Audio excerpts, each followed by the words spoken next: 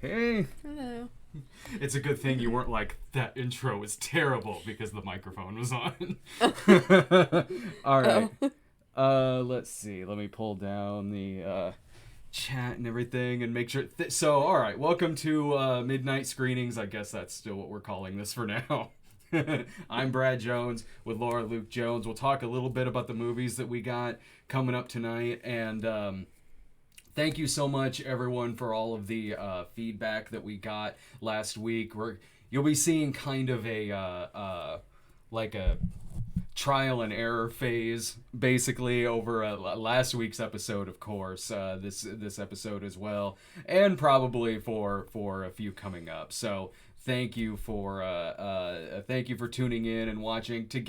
First of all, sorry about the microphone problems last week. We've actually got it here right now. And for those who donated to the super chat on last week's episode, I've got them pulled up. I've got the chat pulled up and the super chat pulled up over here. And at some point in the middle of the show, this particular computer ended up losing connection, and I just didn't notice it until later. So if you did ask a question, it did get answered. They got answered and read at the end of that episode, in case you bowed out before then. So real quickly too, as you might notice with the little hang on, wait, I can there.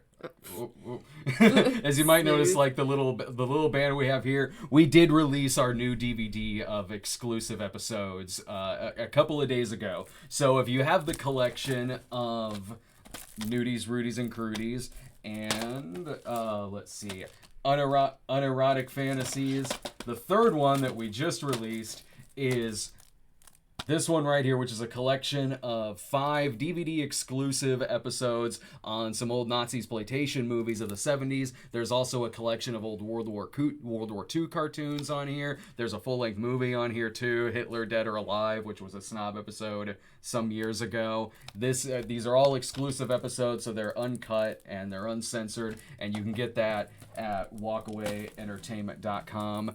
One of the things that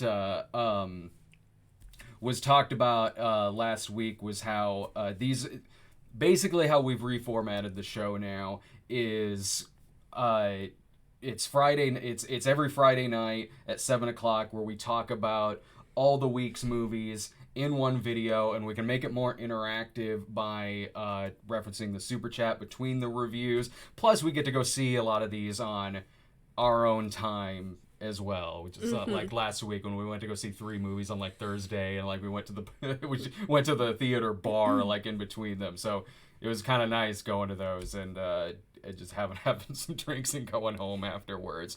But I was asked why they aren't split up into individual reviews. Now that's something that if this show were to grow a lot and start getting enough popularity, views to cover that would be one thing to do. But for the time being, that would actually really, really hurt this show if we split them up into individual reviews. It would it would hurt the algorithm for it. It would hurt future episodes that were to get brought up in your feed, in your subscription feed. It would divide the amount of views that it gets. It's very beneficial to what we do, to what this show is, to do it like this for now. If it were to get much more popular and more people watch it, yeah, that would be fine to end up like splitting it up and then the one video. But we are doing things to help with that, to make it easier for you. For instance, in the description, whenever it goes up into the archives, it says what review is where. And if you're in a situation where you need to just scroll through it to find it, we do have like a little banner below that says what review we're talking about. So just scrolling through, and at first glance you can tell below what the movie is. And we've made that a bit more appealing to the eye in this episode than it was in the previous one, where it was a big poster and then us in the corner. We've made it a little bit more aesthetically pleasing on this one. Also, if you haven't gotten a chance to see it yet, there's a couple of new there's some new snob episodes for you to check out. For a while, the Diary of a Mad Black Woman episode was in copyright limbo for about a month, and it is back. It came back about a week or so ago. Since it was unlisted and then came back, no one got notified about it coming back, but that one's back in case you haven't seen that yet. Plus, check out our 500th episode, which is on a lot of movies, actually. It's for our 500th episode, we did a big choose your own adventure style review where you get to pick your different paths on this like fake life story of Steve Guttenberg that I did. So there's a lot of things in there like Short Circuit, 3 Men and a Baby, to things like The Day After, and little scene stuff like Bedroom Window and a few others. So if you're big into Steve Guttenberg and all that, and you want to see this really kind of unique review we did, check that one out. So, okay, for the first couple, do you need to take a breath? Oh, if I need to take a breath now, after like 10 minutes, I'm screwed. This whole doing it in one video thing is 15 minutes later, I'm just passed out, and then you have to cover it. You just spit on me when you said that. I spit on that suggestion. So we got 4 reviews that we're doing tonight, and let me pop a couple of those up real quick. Everything that we are doing tonight is a religious movie in like some way, shape, or form. Yeah, I guess so, isn't it? Yeah, I guess they had to put some stuff out there for the weekend before Easter. Yeah, it's Easter weekend, so they had to put some stuff out there also before next week being Endgame. So the types of movies that are out this weekend are like the stuff that basically just sort of count on an opening weekend to like make everything back because they're relatively low budget. So it kind of doesn't matter that next weekend Endgame is going to wipe everything else out. So yeah, tonight we have the horror film The Curse of La Llorona, and you missed this last night. I missed Curse of La Llorona. See, if you went to go see it, you would know what the correct pronunciation. And this one too. And Pilgrim's Progress. Yeah, look at what you missed with this. We got, I think that's Princess Buttercup on there. I think that's Willy Wonka. I think Tim Curry from Legend, I think, is in the background. I think that might be Michael Berryman up in the right-hand corner. All right, and this one you saw. We got Breakthrough, and then at the end we'll have the new movie from the director of Lion, Mary Magdalene. So again, like I said, about everything seemingly having to do with religion on this one. Even the retro screening that they brought back Ben-Hur last week too. Oh right, they did. Even the retro movies coming out, like it's a very, very Easter packed weekend. Okay, well, we'll get into the first thing we have coming up is Curse of La Llorona. Let me scroll down for that. Curse of La Llorona, which is the new horror film that's out this weekend from the produced by James Wan, starring Linda Cardellini, and let me pull up a clip right here. We are facing an evil. It has no bounds. The Curse of La Llorona. Oh yeah. Oh okay. It's a good thing I said that. You were gonna say something really racist. No, I won't. Doing the show like this is simultaneously more convenient because we can go see these movies on our own time, and we can go to the more comfortable theater. We can catch a drink in between them. We I'm don't also have to wear more comfy clothes that I lounge around in well, around the I'm house. dressed exactly the same as I usually do in these. Also, but so it's more convenient on that end, but at the same time, it's like, oh wait, I am doing a bit more pre-show stuff this time, putting together clips and pictures and posters. So The Curse of La Llorona. Originally, Irving was going to be on this with me. At the last minute, something came up with Irving, so thank you for sitting in on this. Yeah. For me to, it would have worked out. I really don't have to change anything on my end, except I probably wouldn't be touching Irving's leg as much. What is going on between you two? This movie would have brought us super close. I am super threatened by Irving now. I am. I've seen Disco. Oh yeah. We did a movie called Disco where like she and Irving had a passionate love affair in the 1970s disco era. It was so hard not to laugh during that. All right. Well, Irving didn't even get a chance to go see this movie anyway, so the review would have been the same, where it's me describing to him this movie. Mm-hmm. Do you know a lot about the like folklore tale? I've never heard of it. La Llorona, who this isn't something that I know a lot about either, but it is. It's not like it's super like obscure or anything like that. There is like a Universal theme park attraction on it. Really? Yeah, and forgive me if I fudge a lot of stuff right here because I probably will. But a lot of this pertains to this folklore tale of in Mexico, this woman who in the 1600s drowned a couple of her children, and it's just like this ghost story that people tell where she'll show up and she'll take your kids, or she'll haunt your kids and kill your children to replace her own children that she killed and snapped. She get in this movie, at least she goes around in this like wedding dress and is just haunting Linda Cardellini and her children in this movie. So the movie starts out in the 1600s, immediately smashes to in this opening scene where she's killing the children. Then it smashes to 1973. The movie takes place in the 70s. Okay. You know it right away because smashes to 1973. It's this long shot going through the house and everything. The kids, everyone getting ready for school. Linda Cardellini, single mother. Her husband was a cop, but I believe died on the force.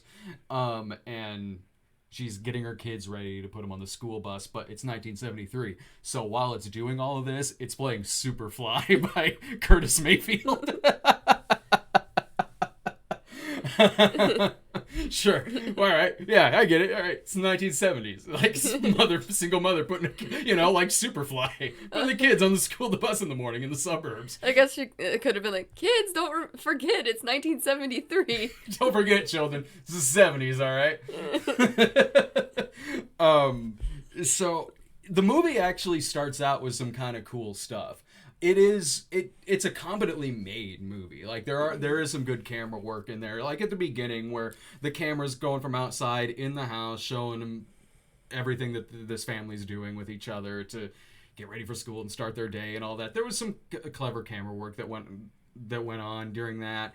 And Linda Cardellini's a caseworker. She shows up because this mother has her two kids locked in this closet. Linda Cardellini gets them out of there. It turns out they were in there because La Llorona was after them. Mm-hmm. And so now gets passed on to Linda Cardellini's kids. There is some cool scares early on in this movie. There's a really well done scene where the two kids are in the station wagon, 70s, are in the station wagon. And the camera work's really cool. How like the windows keep rolling down on their own. The kids are going back and forth, trying to roll them back up. The camera's kind of switching around, doing a lot of spins and turns. Like it was well done. There was even some jump scares that were good early on. Like they were well earned kind of jump scares. I don't know about well earned necessarily because they were happening a lot and frequently, but it's a well-made enough movie where I was like, and some of them were kind of creative, like her showing up in the reflection of the car window. And it is a striking image to see that standing there. Mm-hmm. Like the makeup's well done on her, add in the wedding dress and everything. Yeah, it was happening a lot. But early on, I was like, well, it is kind of stylish. Like, at least there is that. Like, it was kind of making me go a couple of times. Because it was just... You're right. Right. And I was one of, like, 4 people in there. So, right, yeah. Anyone would have heard me just going, whoo! And then you just hear a fart in the back. Well, that was also me, but that could have been any movie. I just usually shit my pants about 20 minutes into something. So, while a lot of this started out all right, it gets repetitive really, really quick. Like, especially because you have a pretty good setup on something that would be really cool. If you just genuinely wanted to maybe make an origin story about this ghost, this tale, this folklore character, they've given it to you, man. Like, the story writes itself. I mean, you can take this and do something pretty unique and cool with it. That's not what this movie does. Is it PG-13? No, it's an R. Okay. It is an R.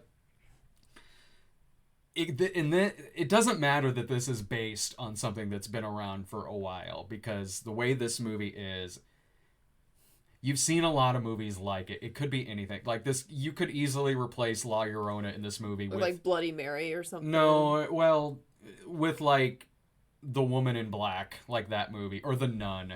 It might as well be the same character as The Nun.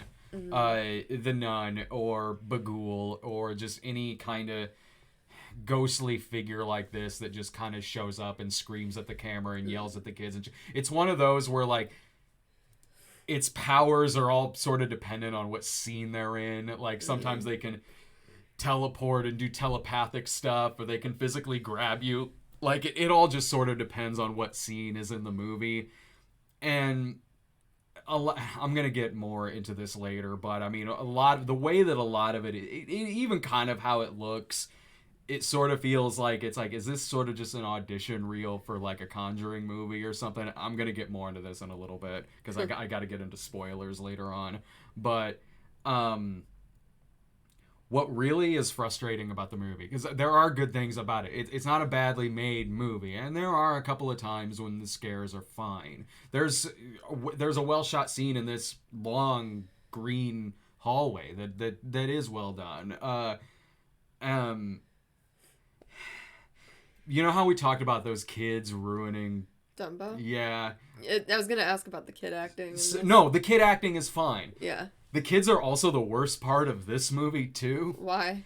The acting is fine. Like, the kids totally do their job in this movie. Like, I had no problem with how they were acting necessarily.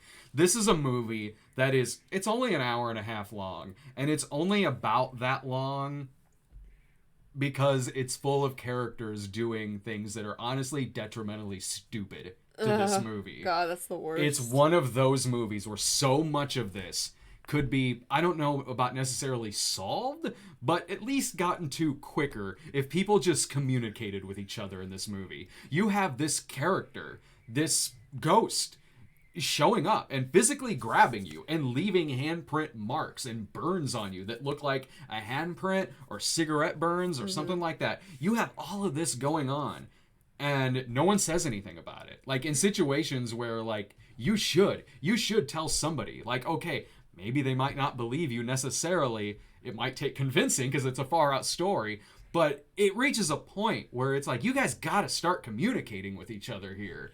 And the movie is so long because of that, because no one is really saying anything to each other. It's just kind of like doing that just so they can make the movie a little bit longer.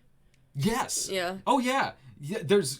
You're constantly watching these people just be stupid, especially the kids. I hate that. There is one part in this movie that honestly, like, when it got to this point, I was like, there's no coming back from this with how stupid it gets in one scene. Okay. So there's a character that shows up that's actually really, really cool. Raymond Cruz, character actor. He was Tuco on Breaking Bad. If you saw him, you would recognize him. He's a really familiar character actor. It's been so long since I've seen Breaking Bad. He's in this movie. Mm-hmm. He's really good. He shows up in, like, the last act of the movie as this kind of, like, medium exorcist. He's like a former priest that sort of works as this kind of, like, investigator, but will also exorcise the demons out of your house and everything. He shows up. He's really cool and funny. Like, and he's kind of badass with his ghost, too. Like, there's one part where, okay, you know what, I'll save this for spoilers, but, like, he shows up. He really does breathe a lot of life into this movie. So much so to where, like, he should show up in more movies. Like, I could see this character carrying their own film. How late is it into the movie? He comes in at least, like, the last act of it. Like, okay. the last half hour, 40 minutes or so. I mean, it's only a 90-minute movie, so it's over halfway through that he comes into it. Anyway, when he's in the house, he is telling them exactly what to do. Like, he is this no-nonsense character. Like, Linda Cardellini gets mad at him at one point, and she's like, did you use my son as bait? And he goes, no, I used all of you as bait. Like, he's there. He's just there to get rid of this ghost, and he'll do anything to get rid of it. So one thing that he does that works is he takes these like fire tree seeds or something like that, and he puts them along the door because La Llorona is outside the door, and as long as these seeds are untouched in this line in front of the door, she can't get in. Now at this point in the Do movie, they do something to the line?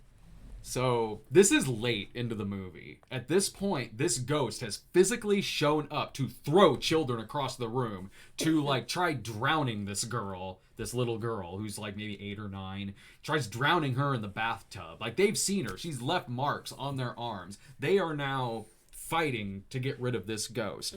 So this girl, this is honestly one of the dumbest things I've seen in a movie like this. This girl sees that on the other side of the door, her doll is outside. Oh.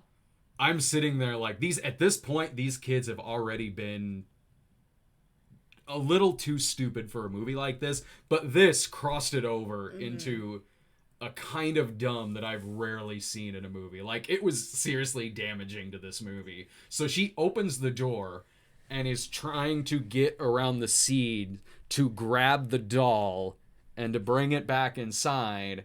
Linda Cardellini comes in and sees her and screams, "No, what are you doing?" The girl goes, "Oh, it's okay. I didn't touch the seeds." And she turns around, and when she pulls the doll goes right through the seeds. This ghost just runs right inside, slams Linda Cardellini in this closet.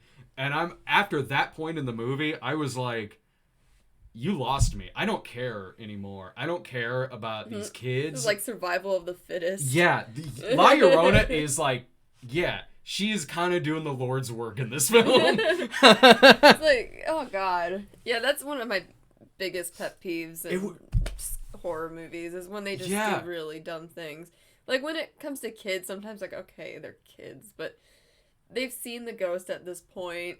This was beyond stupid. She left marks on them. Yeah. And they should know better. No, yeah, at this point, like, yeah. But I'm gonna get into like a little bit of spoilers for this movie. So mild spoiler alerts about this. First of all, there is one really cool thing that Raymond Cruz does in this movie. This guy, he takes a bullet at one point in this film because From what gun? The mother who was had the kids at the beginning of the movie, and Why then did you take the bullet? Well, La Llorona at the beginning of the movie, when she kills this mother's 2 kids, that Linda Cardellini took the kids away, and then the kids got killed by the ghost. Again, something that could have been. You really should have been communicating a lot of this with Linda Cardellini's character from the kids and the mother's standpoint, and the kids die. And the mother's... Oh, the kids die? Not the main kids, but the woman at the beginning of the movie. Oh, okay. Sorry. There's a lady at the beginning of the movie who Linda Cardellini gets kids away from because they were getting haunted by the ghost, and that's why the ghost is then going after Linda Cardellini's kids. Okay, I was gonna say the kids die. Well, No, that not went that. there.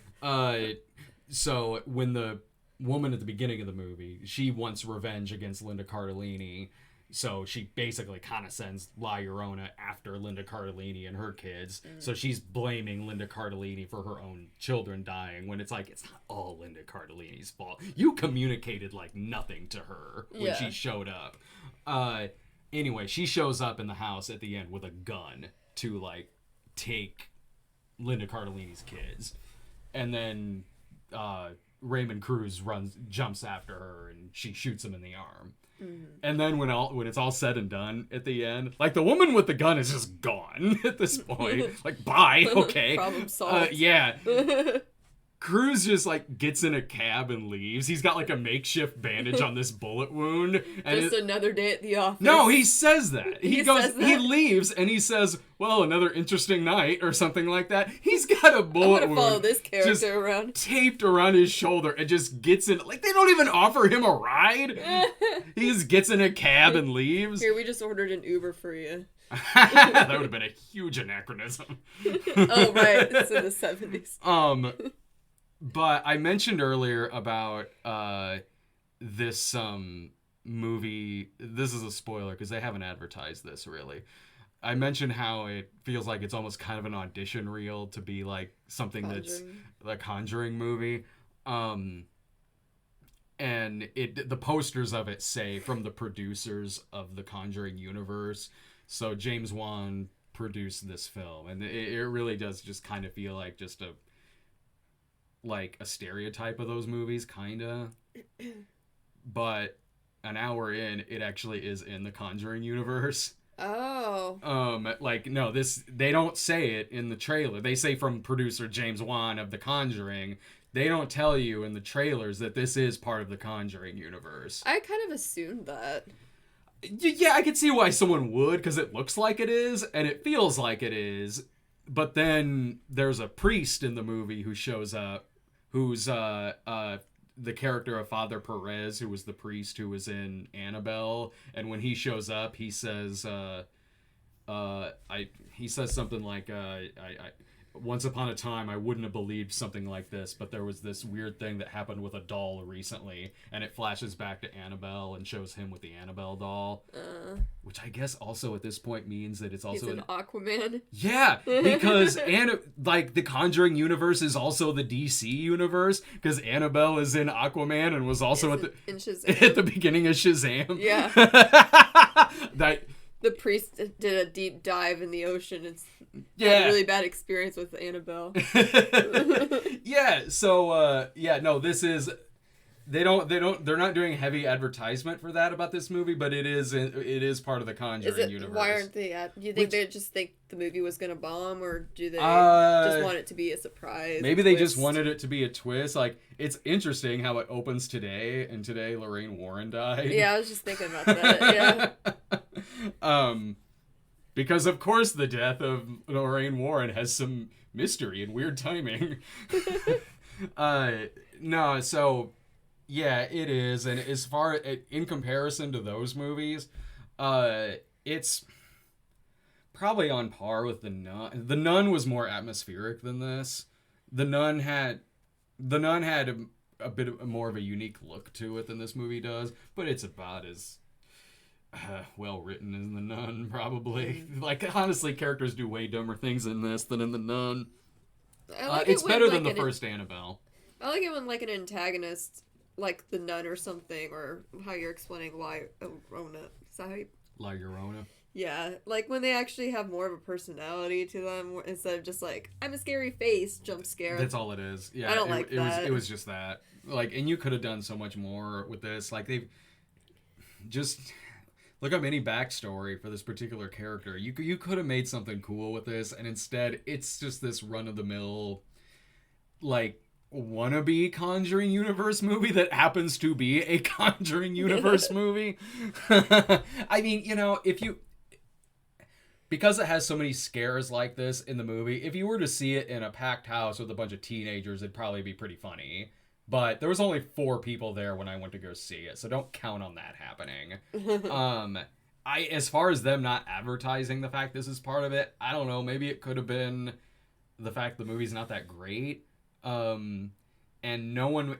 neither was The Nun, but The Nun is part of that universe because The Nun's already been established as being part of that universe. So it's not like they could keep that a secret. In this, maybe I don't know. It could be maybe they wanted it to be a twist, or maybe just they knew it wasn't really that good of a movie. It's worth a rental. It's worth it to pop it up on Netflix or something like that. It's only 90 minutes, so yeah. At least it's not an hour 50 or 2 hours. No. The next movie I'm talking about is an hour 50.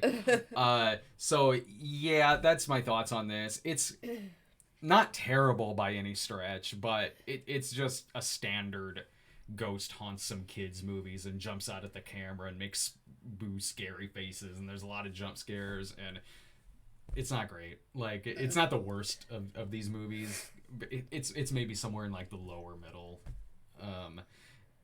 Let me get to some super chats here. Yeah, sorry, I don't have that much of an opinion. So what were your thoughts on this movie? What were your thoughts on this movie that you didn't see? Thank you so much for the dang. Okay, we got it. Thank you so much, you guys, for the contributions. Yeah, this is something we're gonna try to do too, to incorporate things that you guys have been asking to make it a little bit more interactive. So yeah, in between the reviews, we'll be talking to people in the super chat. Brandon, The the Hulkmania fan 2000 says, "Hey Brad, how's your night going?" Well, just the usual. He's talking about some movies and drinking some like orange vanilla Coke Zero. And then once I'm done talking about these movies, I'll probably go to bed. Yeah, gotta be up early in the morning. Yeah. Sean, the Film Slayer, says, "Are you and Laura going to be doing any more retro reviews?" There are some like Patreon requested reviews that we still got to get to. But I mean, we've been talking about doing a series of like retro reviews on like old like 80s teen sex comedies. Yeah, because you grew up with that a lot, and you didn't. I didn't. Yeah, so I love talking about that genre anyway, because I like going back and revisiting a lot of those. So like, yeah, we've been talking about doing that a little bit. I mean, it's also funny to see how much they are so dated. Like that's what makes me love them even more. What was it? Spirit. School Spirit? School Spirit. It's like, and some ghost. Yeah. Alright, there's this movie called School Spirit. I got it in there. Buford and I used to watch this a lot. This is this movie about this guy who he's going out to get condoms because he's a college guy and he's about to sleep with this girl and he gets in a car accident and dies. And then his back is this ghost, but his guardian angel is going after him, and the cover looks like you'd think it would, where like he's in the locker room and he's a transparent ghost holding the towel over the girl. It's not creepy at all. What is this now? Oh yeah, I got that on tape in there. The lead of the movie is the guy who is the All-American Burger manager who fired Judge Reinhold in Fast Time. Anyway, that's a whole other tangent. I would love to do a show like that talking about those old movies. Alec Malley, thanks for the didn't ask anything, but thanks for the donation to us. Oh, the next one he did. Alex Malley, you rule, Brad and Laura. Aw. Mostly you, because you have to hear me rattle on about these movies all the time. Warren asks, do any of you think La Llorona would have been more interesting if the kids she was trying to drown were Carrie and Damien? Like, Carrie White from Carrie and Damien Omen Damien? Well, that'd be a short movie. They'd probably kill her. It wouldn't be... La Llorona probably wouldn't exist as a ghost, really. Then we just go on to the story of Carrie and Damien. Aaron Foster asks, the review of Windy City has inspired me to get off my ass and start pursuing my dreams harder. I would like to think it's just the movie Windy City that inspired him to follow his dreams. Because I don't want to end up as lame as the rogues in that movie.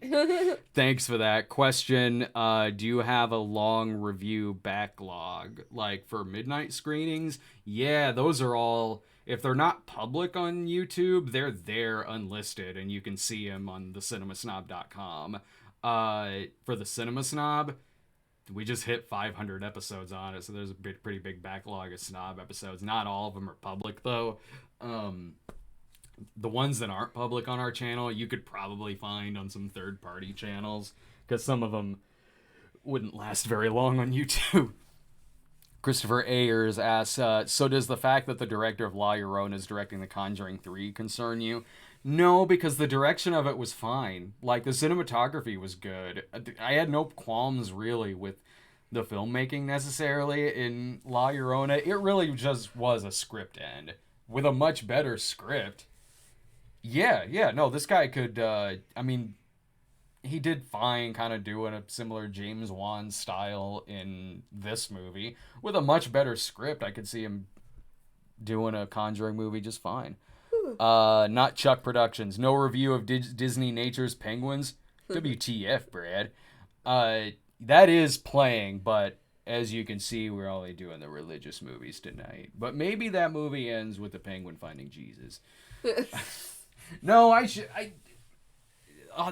always want to see the Disney nature movies, but there's always a bunch of other stuff out, and they're not really ever here all that long, the Disney nature movies. So I'll try to get around to seeing it. No promises I will. It does look really cute. Yeah, meet Steve. Yeah. So, yeah, I wouldn't mind seeing that. I'll try. I do have a couple other things I have to see next week, but I'll try to get around to seeing that. All right, so now on to another movie that you didn't see. Now, I went to go see this movie called The Pilgrim's Progress, and it's this animated... It was a Fathom event, so Pilgrim's Progress, it aired last night at like 7. Probably, I think it's showing again like on Sunday or something, so you still have a chance if you want to go see Pilgrim's Progress. But here, I'll pull up a little clip of this movie. Here's what I saw last night.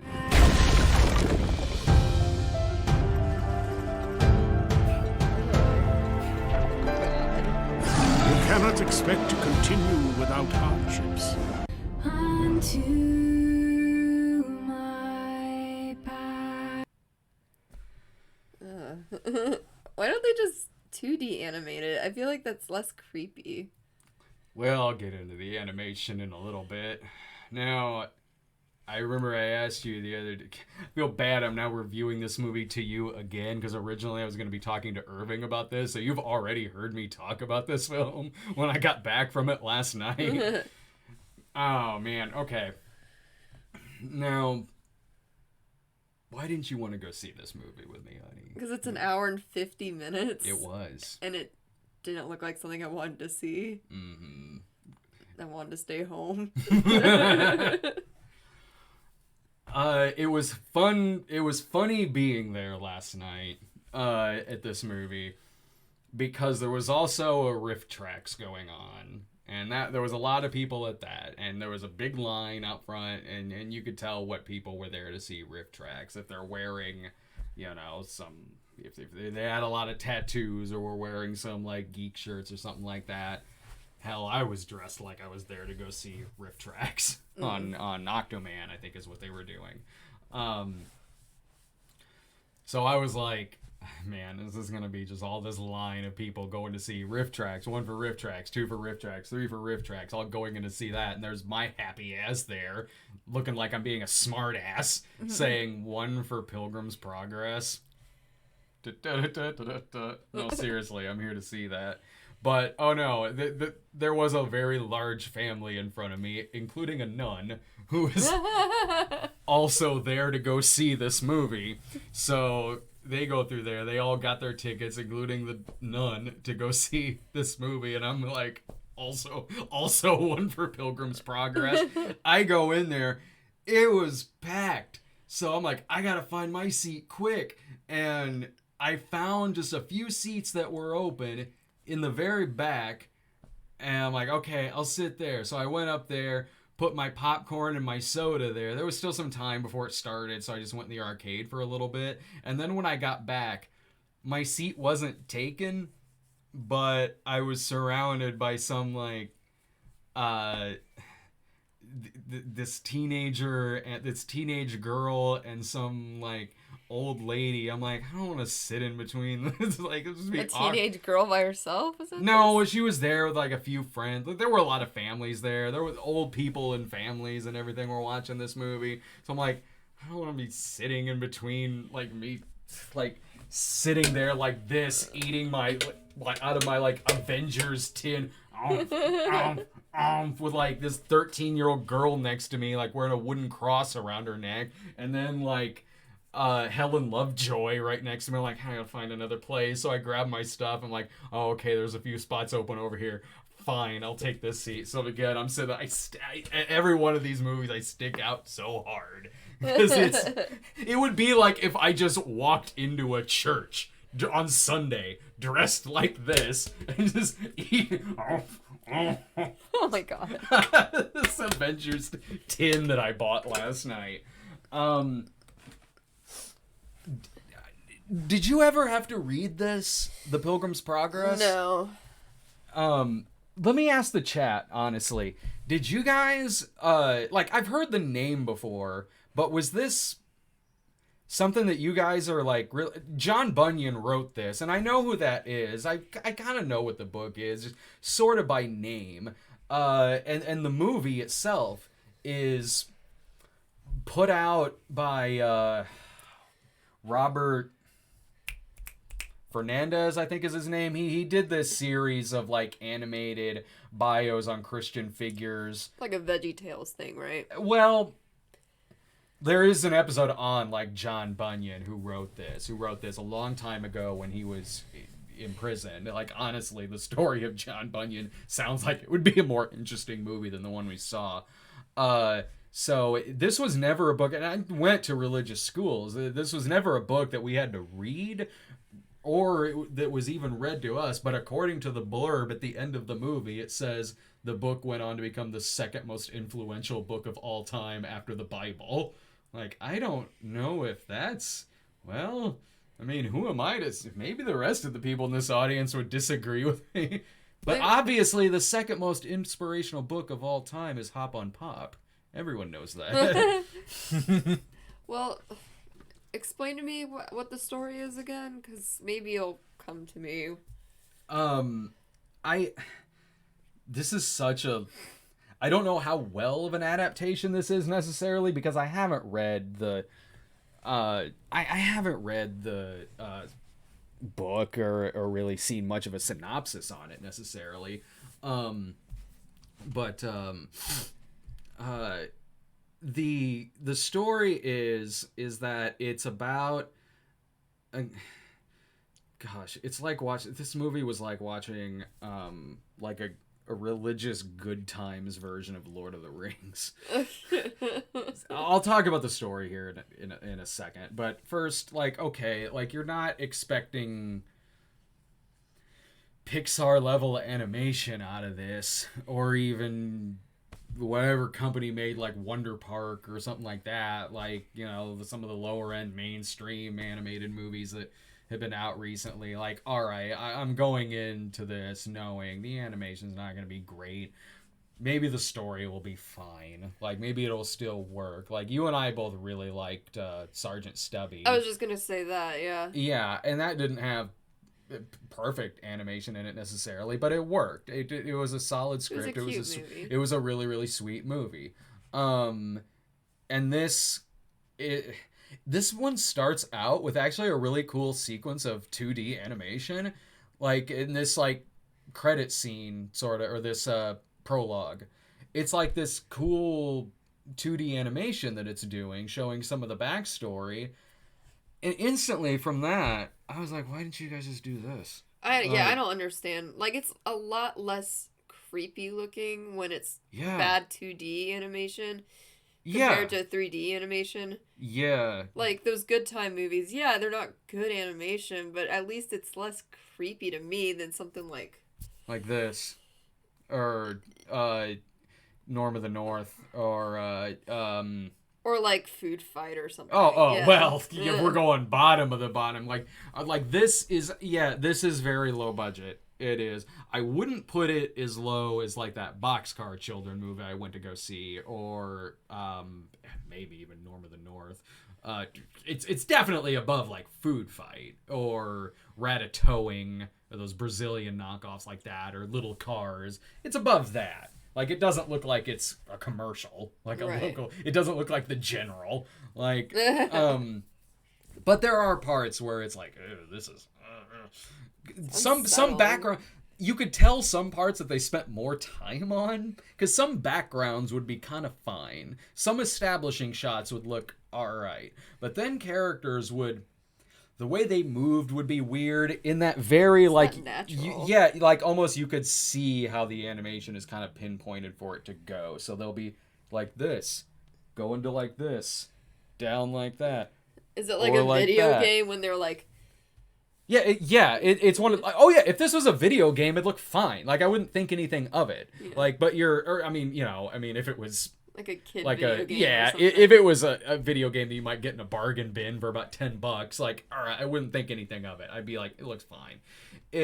Some parts looked all right, Was there like a backstory on this movie about how it was made? Was there? Like... No, not really. I mean, it's just a low budget movie, is all. Okay. But you could, but some characters would move creepy. Like so they'd have the dead-eyed look to them, and it'd be jarring how some of them would kind of leap out and move. But you know what? If the story was okay, and it made up for that, I'd be like, all right, fine. It's a low budget movie. They did what they could. All right. I don't know how much of this is necessarily I haven't read it, so maybe this is very, very accurate to how this book goes. It's based on it's a parable.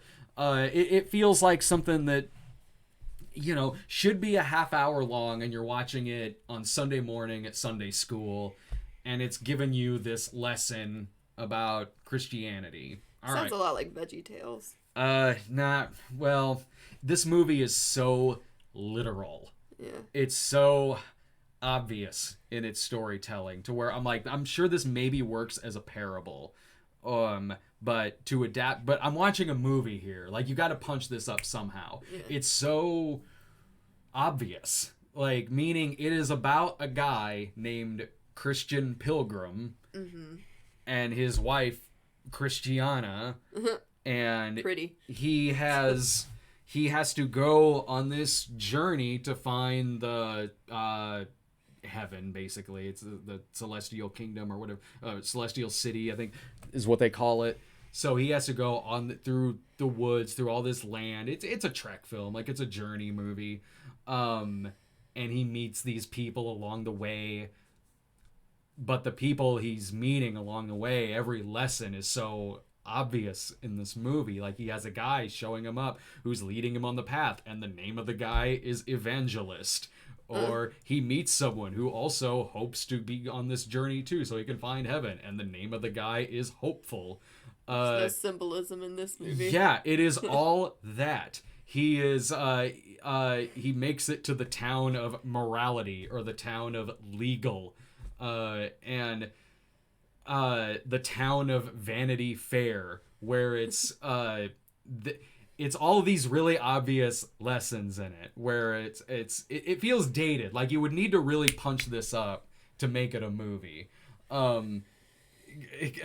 Because he'll go into where this carnival is going on, and the lesson is like, these are all distractions. Like, all this fun and games and this partying that they're doing is all a distraction on your journey. There's a Jezebel there.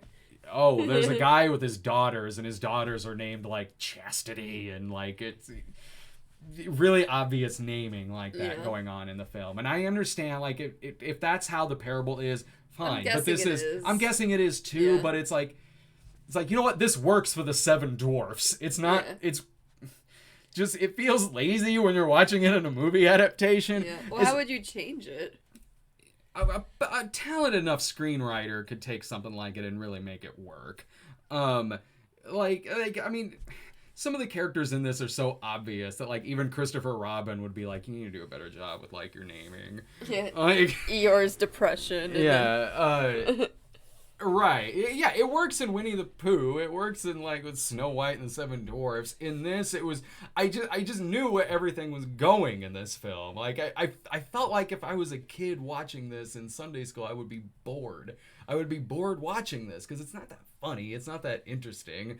There's a character. It was long. There's a character who shows up who comes across like he's supposed to be like the Mad Hatter, and he says, "I'm cuckoo," and a cuckoo clock falls out of his top hat. Kill it. And the guy, the Christian Pilgrim, has this big weight on his back as he's going, and so in the storytelling, they're saying like, you need to get to this kingdom to relieve the burden that's on your back. And then he sees this tree that has a glowing cross, and then it starts getting off of his back, and he's like, the closer I get to this light, the more this burden is falling off my back. And he'll be on this path and be like, well, the path is really rocky, but we're almost making it. And you look down and there's a bunch of rocks on the ground. And he keeps doing dumb stuff too, because he's like, well, maybe if we he keeps doing stuff to divert from the path, and whenever that happens, something bad happens, and then the evangelist is like, remember what the evangelist said, listen to the evangelist and you will continue on your path to make it to the kingdom. Like, subtle. And he's like, well, wait, the path we're on now is a little rocky, but if we cross this bridge and go to this green pasture, that'll be a shortcut on our path. And then they end up almost being eaten by giants. Like, well, I guess there's no shortcuts on life's paths. I'm like, man. How can an adult sit there and enjoy that? I'm surprised there's so many people there. It kept going on and on and on. Like, I didn't know if this was going to be an hour long, 70 minutes, an hour, because it would get to a point where it'd be like, welcome, Christian Pilgrim, you have finally made it on your journey. And then they talk like, well, continue on your way. I'm like, damn it. It does sound like a video game. Yeah, kinda. like continue on your path. I'm like, man, I thought this was about over. And then he meets this shepherd. You know he's a shepherd because his name is Shepherd. And he meets this shepherd, and who looks like Jesus. I don't mean to spoil this movie for you, but it's Jesus. And so when he gets to heaven, the city, it doesn't say Jesus, but he's in this gold armor, and he's like, wait, you were the shepherd? And he's like, yes, I was. But then when they get, I forgot, when they actually get to heaven, that's like in the clouds, there's a big tidal wave in front of them. They can see heaven, or the celestial city, whatever they call it. They see it in the sky, but there's a giant tidal wave in front of them that's not moving. It's just there. It's not crashing down or any of that. Christian Pilgrim is like, I tried going. There's no way around it. We need to get to the heaven in the sky. And then Hopeful, his friend there, because he'd already lost his brother named Faithful, who was burnt at the stake. That happens in the movie. It's okay. His name is Faithful, though. So once he's burnt at the stake, he knows he's going to meet him in the city. And he does. So, how do I put this? Christian Pilgrim says, wait a minute, we need to go through the tidal wave because the last phase we get to here is death. So we need to die so we can get to this kingdom in heaven. Hopeful's like, well, okay, and jumps in. And I'm sitting there going, what kind of lesson is this? Yeah. Like, some kid could really take that. Yeah, I was going, you better be going somewhere with this movie. And then Christian Pilgrim does the same thing. Goes, well, I know now what I must do. And he jumps into the tidal wave. And I'm like, dude, you have like a wife and kid. Like, screw them. Yeah. And so he makes it into heaven. Hopeful's there, Faithful's there, Jesus and the gold armor, and they're all hugging and everything. I'm like, man, where is this going? And then it flashes to that credit that I showed. You was like, this became the most popular book. I'm like, what the heck kind of ending is this? Like, what? But then it cuts back to, I'm like, God, this movie has had like a dozen endings and it doesn't even end after the title card at the end of the thing. So after the title card, it cuts to the guy's wife. And I think this does play into the book a bit. So the wife finds a note from him that is, I forget what it said, but his wife goes like, Dad's alive, or my husband's alive. Like, we need to also go on this journey. And then it says, to be continued. Oh, God. I'm like, man, we have to do this again? Oh, dude. It's not a good lesson. Killing me here. Yeah, but I mean, I was watching it and I was like, this is just not good. This isn't good writing as a movie. As a movie, this isn't very good writing. Mm-hmm. Like, it's someone needed to take like another pass at this, really. Like, because some of the lessons in it, it's like, yeah, while it's being very obvious and very like just screaming symbolism at you in the most obvious way that I've seen in years. Like, this movie is so literal. Mm. But through a lot of it, I'm like, well, I mean, it's not like there's some bad messages here, really. I mean, the ending's questionable, but before then, it's like, all right, so you continue. Journey of life. Yeah, this journey of life. You continue on your path. Yeah, and then the burden is literally on your back and literally lifted off of your shoulders. All right, fine. So, but I was like, okay, maybe there was at least some kind of passion that went on behind this. Like, maybe they're proud of what they did here. So I'm like, maybe I shouldn't get too mad at this, really, because it's like this. I don't want to feel like a bully. Oh yeah, I got applause at the end. I was gonna ask if they applaud. Oh yeah. Yeah, that nun was like, woo, F yeah. Woo! Yeah. No, it got applause at the end of the movie. Yeah, I guess if you're the right audience for it. I mean, sure, like, but I mean, it wasn't very good. Like, I was antsy watching this. I was like, I know I'm not the audience for this, but there's a lot of movies like this that I'm not the audience for, but I still thought were fine. This was, it just wouldn't end. It was so long. It kept feeling like it was ending. The characters weren't very good. It was like, there's so much exposition in this movie. Their names are exposition dialogue. Yeah. So, well, all right. Are you sure you didn't want to go to this movie? Yeah, I'm sure. Sorry, I'm not adding much. It would have been hilarious if you were there at this film. I wasn't planning on having a lot of input today on those two movies because I thought Irving was coming, and also I didn't see it, so. Sorry. It's all right. Boring. Irving didn't go see Pilgrim's Progress either. Well, I'm gonna grab something while you answer. Yeah, no problem. All right, let's get to some more super chats right here. Okay,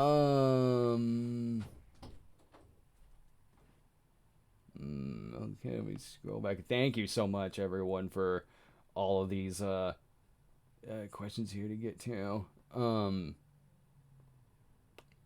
Okay, all right. I left off on the Penguins one, I believe. Aaron Foster says, I meant for snob reviews that you haven't made yet. Do you have a schedule set for the year?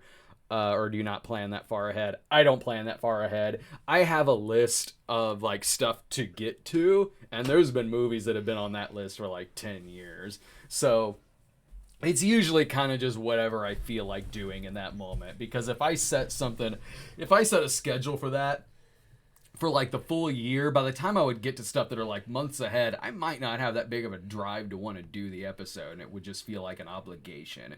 So it keeps things fresh for me, like in my head and everything, if I just kind of play it by ear about what I'm gonna do. Alec Malley, any more Tequila and Benetti reviews in the future? I miss them, homeboy. Me too, B. At first I thought you added, I missed them, homeboy. Like, I didn't read the question, so I thought you were just saying that. I was like, why are you trying to be cool? It's because I wear my backwards hat like this. Hey, kids, let's rap about the Pilgrim's Progress. Yeah, yo. Yeah, I got 2 more episodes of Tequila and Benetti I get to. I will. I don't know when, but eventually at some point I'll get to more Tequila and Benetti stuff. Teep, I'd like for both of you to make one prediction for what's going to happen in Avengers Endgame. I don't know. I'm really not going into it, like, thinking about stuff in my head. Like, I'm going into it... don't get me wrong. I'm excited for the movie, but I'm not really thinking about any theories that I have or any of that, like... Because I want to go in, like, even mentally, kind of go in cold-ish and just let it play out in front of me. So I don't really. I don't have any theories about it. I don't think I'm going to see it. I don't care that much, really, about the MCU. I'm going to be hated for that. So I shouldn't give you this as an anniversary present? Well, now it's if spoiled. If you don't want it, I know someone who does. They're fine. I'm not like, ooh, I can't wait or anything. I could take or leave it. I think Iron Man will die, and I'm sure there's going to be some major characters who die, but I mean everyone thinks that. That's my theory. Right. The movie I'm most looking forward to this summer is Once Upon a Time in Hollywood. Yeah, same. Teep. He just asked that. Thanks, Teep, for the donation. Thanks, somebody, a message redacted, but somebody asked something. Valdez, is Brian Lewis coming back? No, we've talked about this before. He retired. It happens. You know, we all get older. We move on. You know, we're not the same people that we were when we started this show, 2011, I think. Yeah, because it was the first episode of the current movie reviews was Thor. So yeah, he was. God, I love reviewing. Brian and I could talk for like 90 minutes on like a given movie. You put 5 movies on a single show. If Brian were here, we would be talking until like 3 or 4 in the morning. But no, of course I wish him all the best and all the love in the world. But unfortunately, retired from doing the on-camera stuff. Thanks, Tommy Williams, for the donation. Future movie actor. Sorry for making a big deal about the time between the Happy Death Day movies. Wasn't trying to be that guy. I don't remember this. You might have been talking to a moderator if this was a conversation in the comments. I got a few moderators that kind of talk a lot in the comments threads, so I don't remember this, so that might have been them. Was it you? No. You're like laughing like... No, sorry, that was just a weird laugh.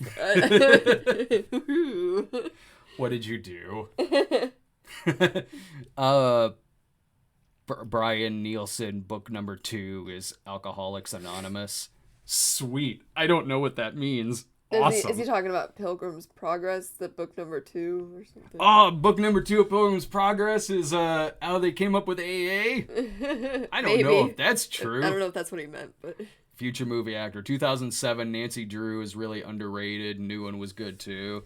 The new one was fine. Did you see the 2007 one? No, not really. Yeah, no, not...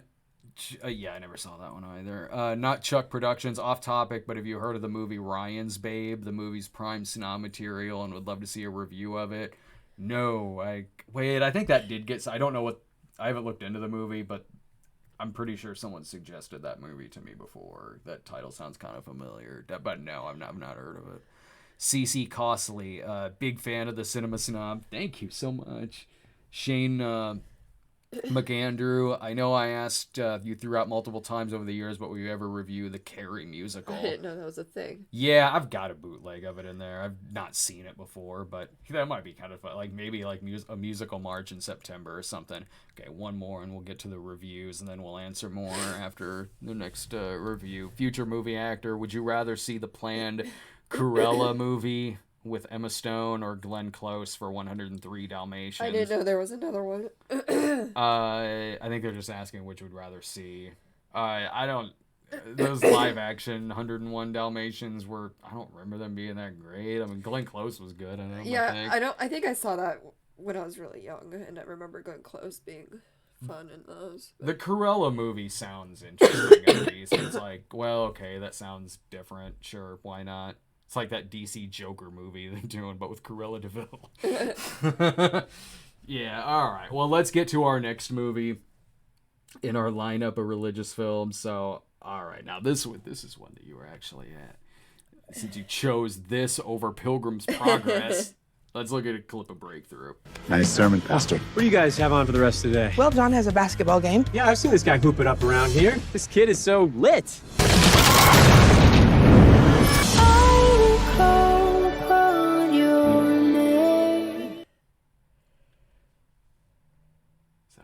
I thought it would be really, really funny if I just smash cut from Topher Grace just to the kid falling through the ice.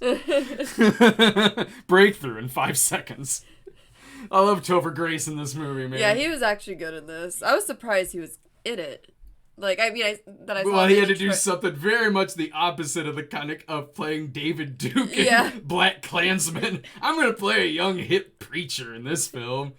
Yeah, it was just something. I didn't know he was religious. He might not. I don't know if he is or not, but like, so yeah, I don't know if he is in real life or if this is just a job. Like, I mean, it could go either way with a movie like this. I'm sure he is. I don't know, but I mean, his character in this movie, he plays this young hip preacher in this movie who's like, yo, let's rap for a second, kind of kids, thing. All right, look, we're gonna rap about Christ, yo. Like, yeah, like I think I was doing that in the theater too. Like, yeah, he was actually not bad. I thought he was actually pretty funny in this. I don't know though. I would have been I don't know if I would have stuck around at a church where when he gets up to do his sermon, he gets up there and goes like, "All right, so who watched The Bachelor last night?"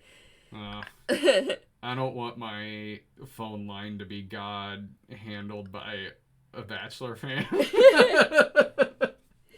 He's trying to connect with the young people. That's how you connect to old people. I know some people that are at least like in their late 20s that are into The Bachelor? Yeah. Just some. I don't think it's necessarily an old person show, is it? I don't know. Anytime I usually see someone obsessed with any show like that, it's usually an older person. But that could just be Springfield is mostly old people. Yeah. Well, reality TV, I guess, is what I'm thinking of. But yeah. So like, I don't know how much I could follow along with a sermon of like, all right, admit it, people. Who here is addicted to The Bachelor? Come on. All right. So we got the story of them handing the rose, and it's sort of like Jesus. I don't know. There was more said than that. But there's a couple. There's a bunch of different types of religious movies that you see out there. You have your movies like the God's Not Deads of the world and the Unplanned that aren't Christian at all. That are just fear-mongering crap propaganda. You have like that type of movie, you know. Your Passion of the Christ and well, I mean that kind of put in a different category, but no, that's what I'm saying. And then you have those movies. Well, I'm talking more so ones that you see like post God's Not Dead, like the kind of more modern wave of religious movies. You have your movies like God's Not Dead and all of those. Then you also have the ones like this that are this is like in that category of movie like Heaven is for Real or Miracles from Heaven, the one with Jennifer Garner where the girl had like a tumor and it was cured by falling out of a tree. There might have been more to it than that. Or 90 Minutes in Heaven, the one with Hayden Christensen where he spends 90 minutes in heaven. And he's in a coma and he goes to heaven. And this is along those lines. It's a story about a family in St. Louis. Their kids are playing on the ice. They don't have Christopher Walken there to warn them about the ice breaking.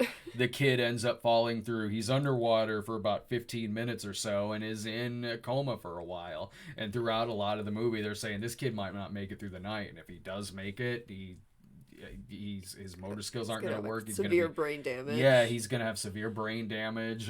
He's not going to be the same person again.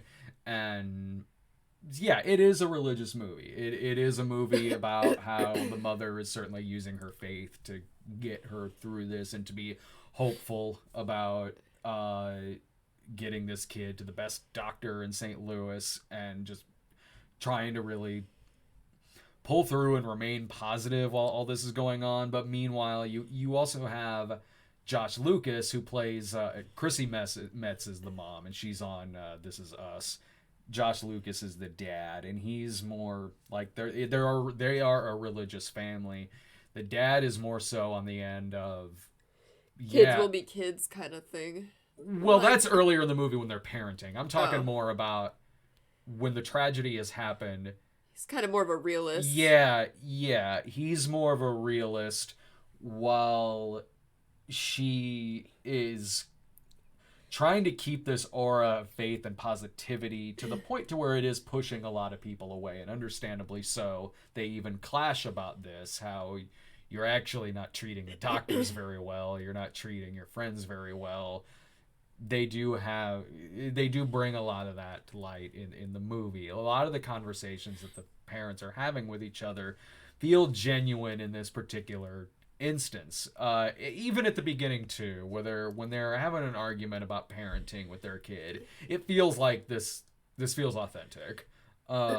Even when they're talking about their faith and how far their faith goes into accepting or not accepting that the kid might not make it through.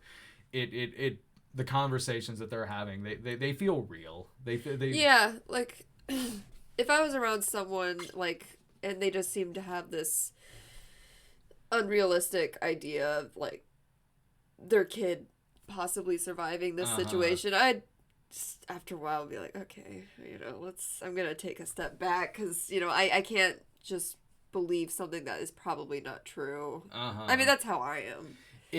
This movie does talk about that, though. It's not a black and white. It doesn't treat religion or faith in this tragedy as a black and white issue. Like, it shows flaws in Josh Lucas's character, who doesn't even really want to be in the room because he can't see his son like this. And you get where he's coming from. Yeah. You also get how this could cause a bit of an argument between these two. And even from the mother, it's not painting this as she's this perfect angel who like is she's the one who's always right, she's perfect, she's using her faith to get her son do this and to get her son through this, and then a miracle happens. Like, it's not that black and white. It does show her flaws as well in this situation. Yeah, because she'll kind of be a little rude to some of the employees at the hospital. Yeah. I mean, not super rude, but a little bit. But understandably, I guess in that situation I'd be the same way. But she also is not even taking care of herself, like not taking her diabetic. She's diabetic. Not taking her insulin and stuff. So, so I would be also like, hey, you need to lay down and sleep for at least 8 hours. Yeah, and the relationship she has with Topher Grace's character is good, because it starts off rocky. Yeah, because he's the new young hip preacher there, and she doesn't like that he brings this hip hop music and this There's a rapper. There's like this band going on, and it might as well be the Newsboys going on in this church. Everyone's having a good time, and she's just sitting there like. Well, the kids like it. I'm like, damn, lady. Well, when the priest with preacher, minister, pastor. Sorry, I don't know the difference sometimes. When he comes to visit the kid in the hospital, she's like, I am not in the mood to see you right now. It's like, dude, you just try. I know. I'm like, it is instances like that where I'm like, oh, suck it up, man. He's just trying to. Yeah, he's doing his job. Like, yeah, there are a lot of moments like that, but the movie is aware of that. Like, it is an arc that this character has through the film. But yeah, there's those parts where it's like, you're being really unlikable for someone whose kid's in a coma right now. Like, I should be feeling sorry for you, but I kind of think you're just being mean. But I don't like your haircut. Right? Like, yeah. And then, like, they have this big moment in the church and everything where he's asking them all to, like, stand up. Or he's like, what was it? It was like, stand up if you prayed for this kid. Stand up if you if you know this family, if you talk to God about this kid in a coma. And by the end of it, everyone in the church is standing up, and I'm like, well, yeah, who's gonna be the one ass who's sitting down? Like, maybe the guy and I met this guy too, he's a fun guy, but the guy who's an extra in God's Not Dead, who was the one sitting down in the crowd shot at the end, there was one guy who was still seated when they asked, like, I don't know, like, at the end of God's Not Dead, when they're like, stand up if you now believe in God, or if I've made you a believer, and one guy is still seated down. That guy wasn't around for this one. But yeah, if you're like the one that's like, standing up. Yeah, I did too. Yeah. I wonder if it's really strategic that, like, all right, well, it makes sense this movie is out on Easter weekend, but I also wonder, like, is there some kind of strategy where, this is out not long after Unplanned, which is such a vile movie, which is just such a nasty, like, it's just such a nasty movie that has, like, active shooter situation written all over it. Yeah. Like, just, a movie that's so irresponsible and dangerous in every way. And I wonder if, like, well, it's kind of a blessing for this movie, because of course this movie is good in comparison. Yeah, I'm thinking about Unplanned when I go see this, because Unplanned was just an excruciatingly horrific movie. This one, like, all right, yeah, there's corniness to it. Like a lot of these, it's like it's cheesy. Sure, in the way that a lot of these is. I did think it was of this genre of religious movie. The ones like Heaven is for Real, Miracles from Heaven, 90 Minutes in Heaven. This is better than all of those. Well, it doesn't show him saying, like, because towards the end, the preacher was like, or the pastor or whatever, asks him, like, or someone asks him, what did you see or something, and he doesn't say anything about heaven. He just was in a coma, I guess. Yeah. But I think he was technically dead for about, like, 10 minutes. Maybe, but I mean, yeah, it's not, it doesn't do it doesn't do exactly like Heaven is for Real, where he comes back and says, like, I talked to Jesus. Like, it doesn't do that, but I mean, even if it did, all right, whatever. It's a competently enough made movie, and the acting is fine. Like I just love seeing Josh Lucas and stuff again. Topher Grace is really good. Josh Lucas is. Chrissy Metz is. The Luke Cage. Oh, I'll get to that in a second. I forget the actor's name. So. The mom, she's really good in some scenes. In other scenes, I was like, maybe you should have gone for another take with this scene. But by and large, she's fine. I thought it was fine. Like, it has a Christian message to it, and I was afraid it was gonna go the route where it's like, if you don't have enough faith, then your miracles will not happen. It's just like, it doesn't do that. It doesn't do that, because they kind of bring that up a little bit. They're like, well, why didn't my husband come back to life or something? Why you? I like that. They do talk about that, because the teacher, says, like, my husband didn't come back to life, but you did. And he's just like, I don't have an answer for that. Yeah. Like, the movie doesn't provide easy answers in certain situations. It just sort of presents this one as it is, as the story is telling this. And I don't know. I thought it did it fine. Like, for it, when I rate a movie like this, yeah, of course I'm thinking of how it's written, the intent of it. The acting too. So yeah, I'm thinking about that in a movie like this, but I'm also thinking too, like, about the audience that's going to go see this, because sure, you look at a movie like this and it's like, all right, yeah, this could have been a TV movie, but it's not. It's in theaters. It is going to have a very religious audience that goes to see it. And for that audience, yes, this is totally worth seeing for that audience. There are moments that get too cheesy. There's one part in the movie where it practically turns into a musical, where the crowd is, like, singing. Oh, yeah. There's a crowd, like their youth group or whatever, is singing outside with candles and everything. And it practically turns into a musical number. I'm like, this is a little much. I think for someone that is going into this movie is going to like the cheesiness, though. I'm not saying they won't like it. I'm just saying reviewing it as a movie. Yeah, just objectively speaking. Yeah, as the writing of it and everything. Like, that part was, like, very almost Hallmark Christmassy in a way. Yeah. Plus, there are random bullies that show up near the end of this movie. Yeah, because I thought it'd be almost over because he comes back to life, and I don't think that's a spoiler. Yeah.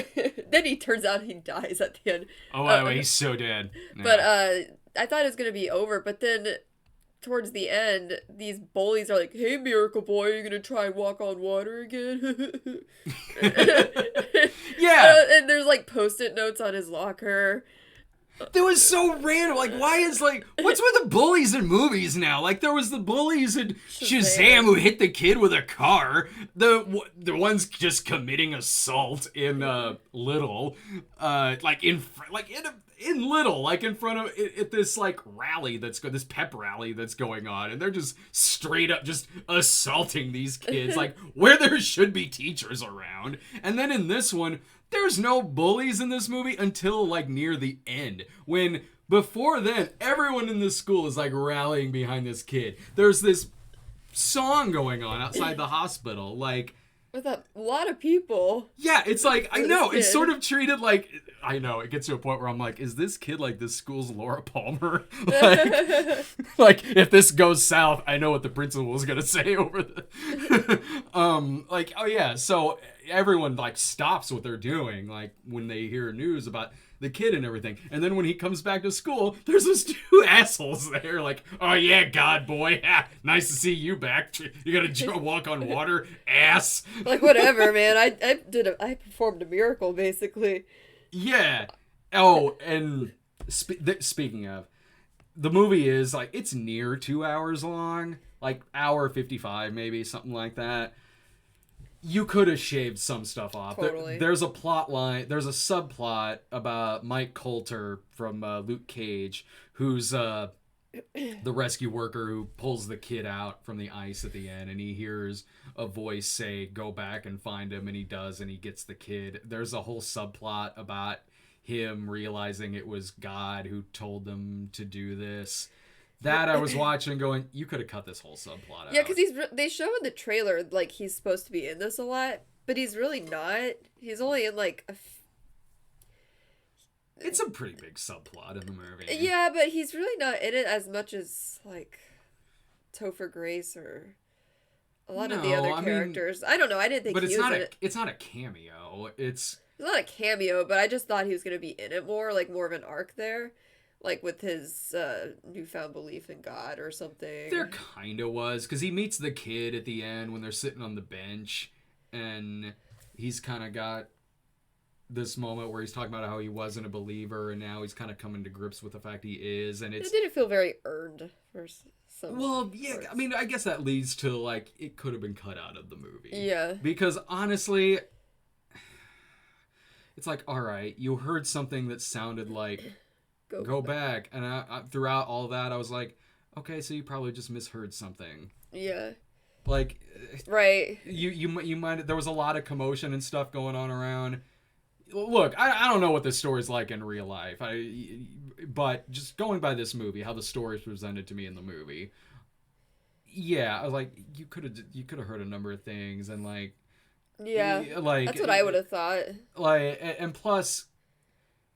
The kid was just right below him too, like right below him where he fell through the ice. It's not like this felt like a Where's Waldo situation. Yeah, he just had to poke the stick a little deeper into the water. Yeah, it wasn't like he had to go dive in and go to this certain area. He was just where you would think he would. He was right below the hole that he fell through. Right. I was like, that's not much of a miracle for me. That could have been cut out of this movie. Like, it could have. Because the way the rest of it plays out, when it gets to Dennis Haysbert, who's the doctor, talking like, this kid should have been dead. I don't know what happened. I'm sitting there going like, yeah, it is a long shot that this kid's back. Like, yeah. Kind of like, oh, you know. Yeah, because this doctor's like a specialist in drowning and stuff. So I think there could have, if they're going to keep it at that length, I would have just made the doctor more of a character than adding the Mike Coulter. Luke Cage. Yeah, Luke Cage. Because the doctor was, I thought he was a more interesting character, even though he wasn't that fleshed out.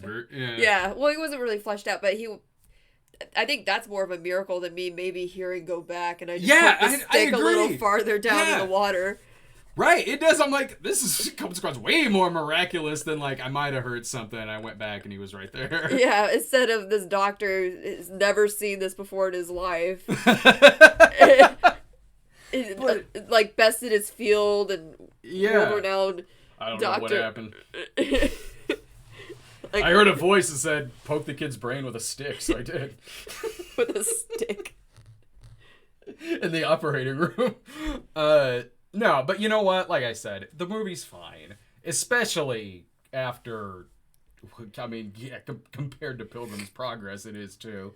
But especially compared to Unplanned. Yeah, please go see this over that. And man, I know that like is Unplanned gonna make more money than this movie is? Because God, would that not surprise me if that movie made more money than this? There are quite a bit of people in that theater. There was more people at Unplanned. Ugh, that grosses me out. Yeah. Yeah, but they're older people, so they'll be dead soon. So that means there won't be an Unplanned 2. I hope if they do an Unplanned 2, it's like they go back to using like TOO. Oh, just like Teen Wolf. Get this out of me. It's part wolf.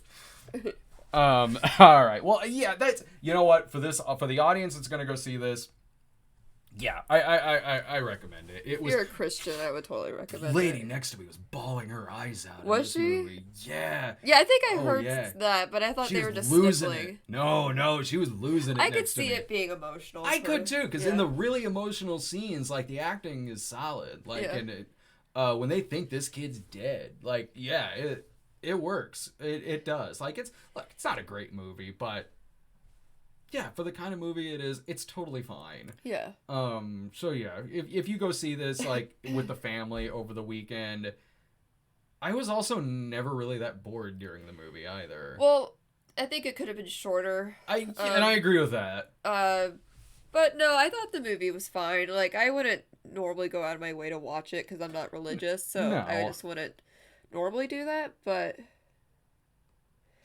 like for someone like my mom or someone. Yeah. Oh, yeah. Yeah. Totally. All right. Let's get to some more questions here before we get on to the final review. Alec Malley. Thanks for answering my questions, Brad. I was having a crappy week, and this made it better. Hey, you're welcome, and thank you too. And I hope your next week is a lot better. Valdegas. Speaking of religious movies, are you gonna review the Ben Stein movie Expelled? As a snob, I don't know. I don't know if I would do an episode on that. That's the movie that Ben Stein did that was against, I think it was like against evolution or something like that.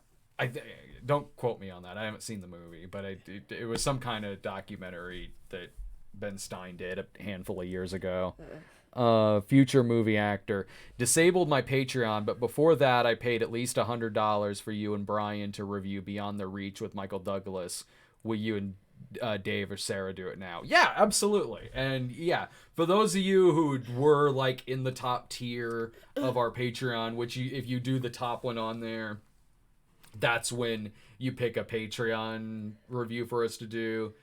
For the couple that was originally supposed to be like me and Brian, yeah, it'll be like me or Dave or somebody doing it instead. And I apologize for that. But yeah, that, even if you're not subscribed to it anymore, like you are, your name's still on there, and the movie's still on the list and everything. There's just a lot of movies to get to with that, and I'm sorry that like a lot of that got really delayed, but we haven't forgotten about it. They absolutely still will happen. I think the next one is on Shin Godzilla, so that'll be happening before too long. Future movie actor again, or it could be Irving. Oh, thank you. Thanks for the extra donation for that. Yeah, totally. Yeah, it'll be one of us. Don't worry about that. But okay, one more movie left. Oh, you all right, honey? Yeah. Well, with all this pollen in the air and it's something with my asthma, it's hard to talk a little bit. So, and my nose is all congested. I'm sorry. Do you have some water? Oh, it's fine. I'm fine. Care for some water, Mumbles? I'm thirsty. I am thirsty too. Wait, where did this come from? Is this my water from last week? Hang on.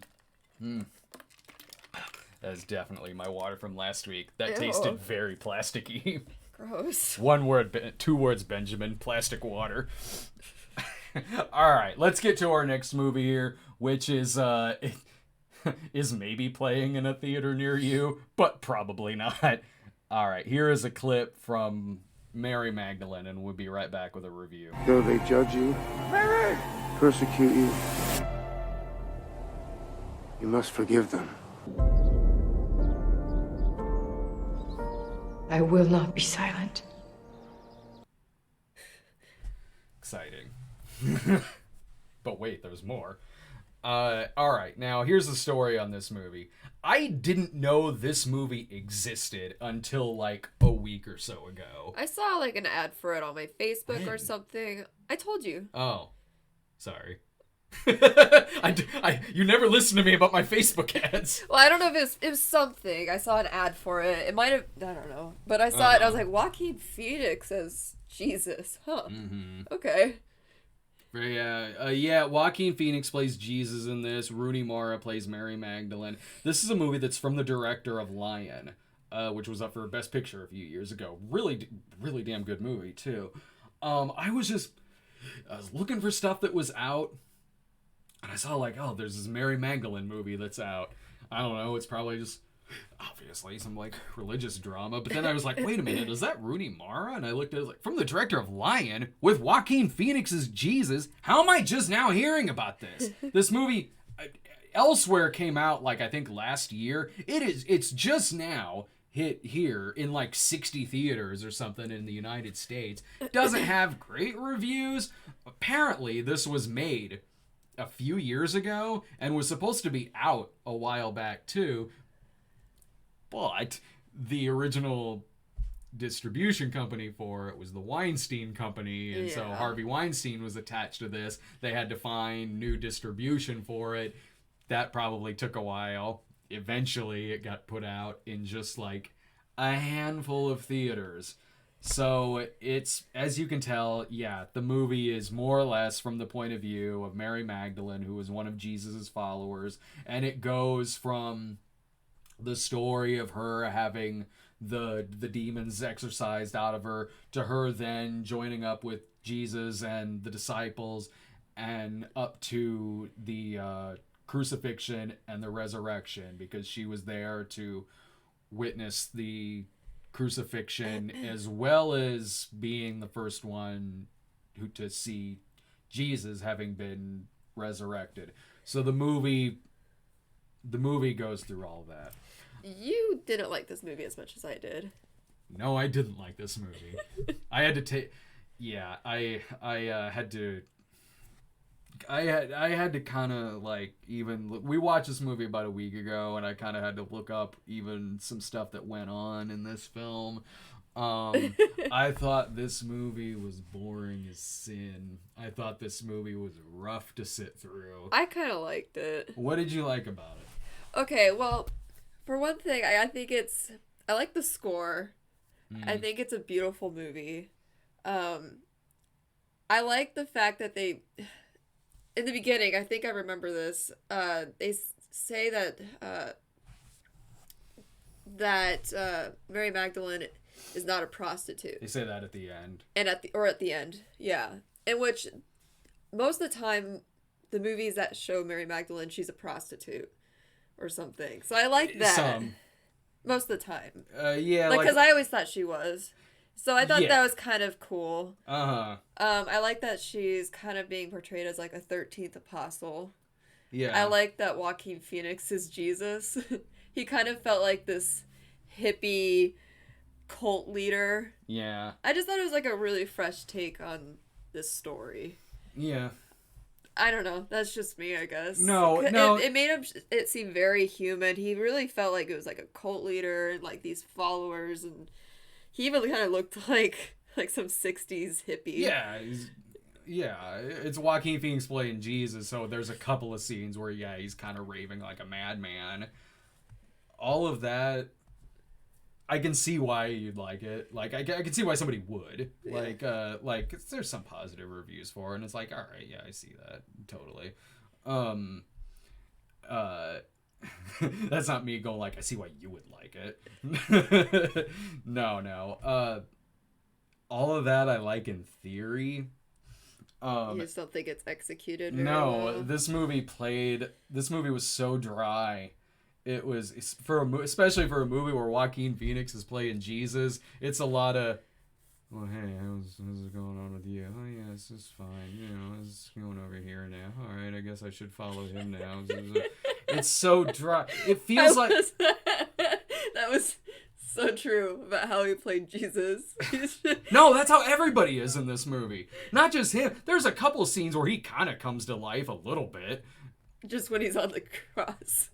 No, not even that. Like, there's a couple parts where he's surrounded by a bunch of people when they're in the town, and he's like throwing coins and shit. Like, then I'm like, yeah, okay, like that's kind of entertaining.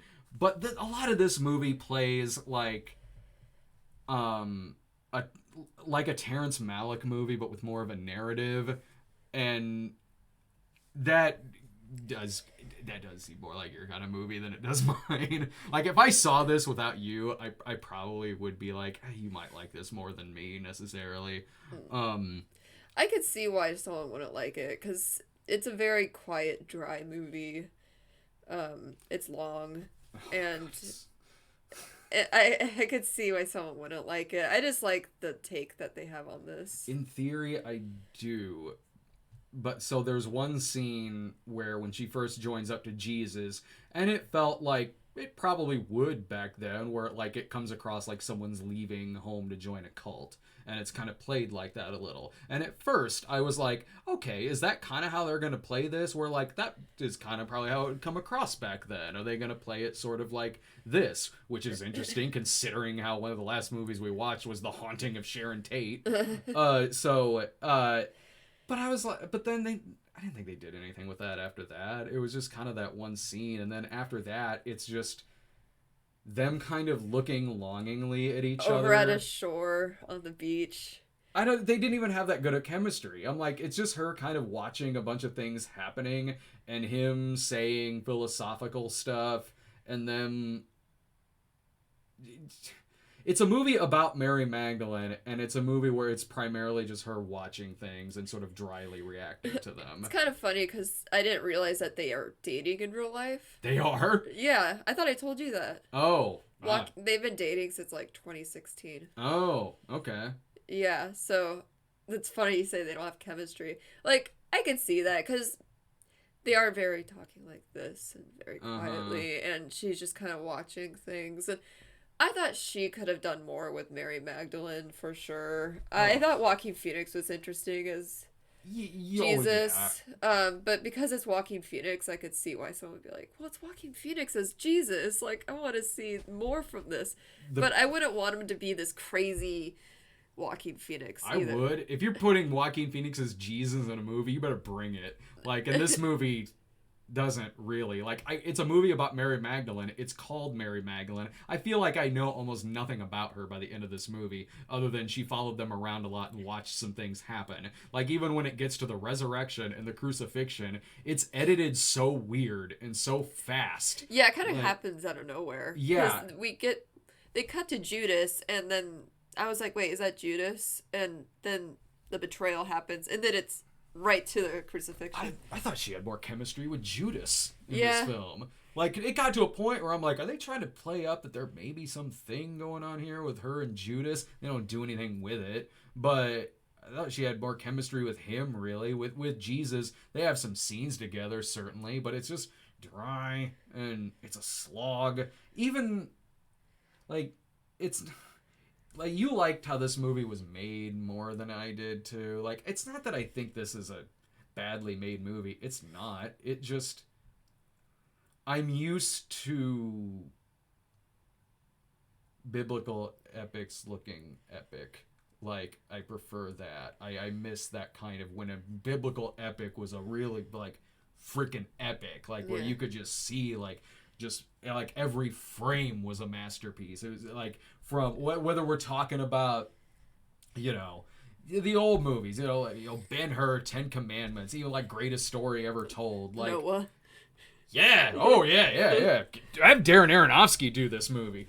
There'd be rock monsters. Pilgrim's Progress had a rock monster in it. Well, that's what I liked about. Like, I didn't think of this as an epic. I thought it was just this very like quiet movie. But it made me miss that. Like, it did. It made me... This movie, it looked... Yeah, like, I didn't think that's what they were going for. No, I didn't... Obviously, like, they don't want this movie to be Ben-Hur or like a Cecil B. DeMille movie, but it made me miss that kind of movie. It did. Like, when I was watching this, I would go like, yeah, it's shot well. Kudos. Like, I was like, it's shot fine. It's shot like a movie. That is really pretty.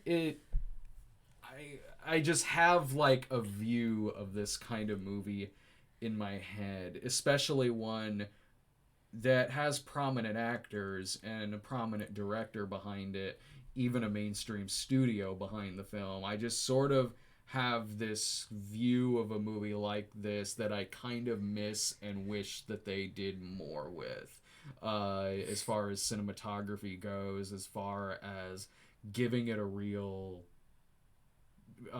feel to it. Whereas this movie, it feels like it's this really boring side story in the Star Wars universe. Well, a lot of it is just the journey to Jerusalem. Mm-hmm. So there's not really any cities or anything. It's really just them in nature.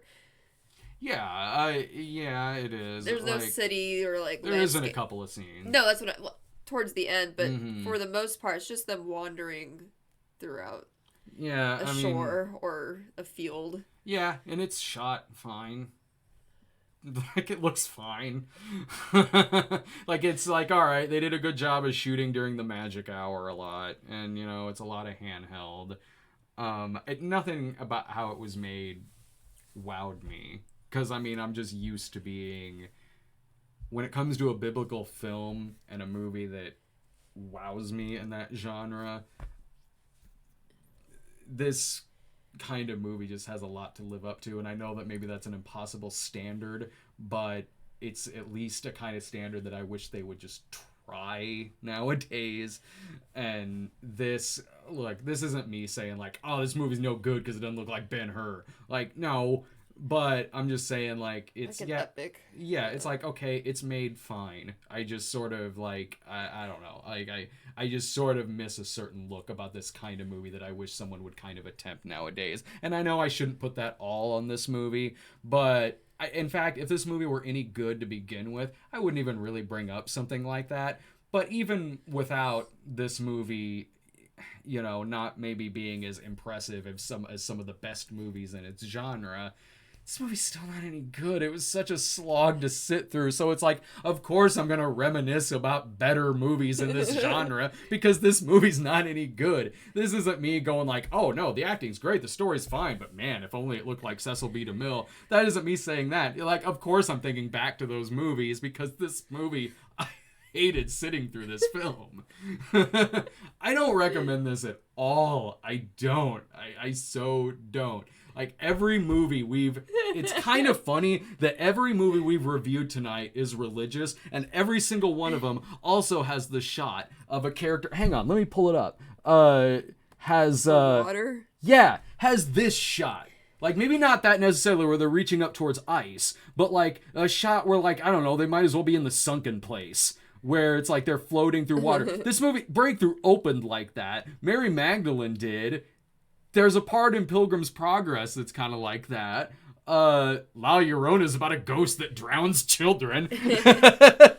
So yeah, it was a very big weekend for religious movies that have that shot in it. Well, water, baptism, I don't know. I guess.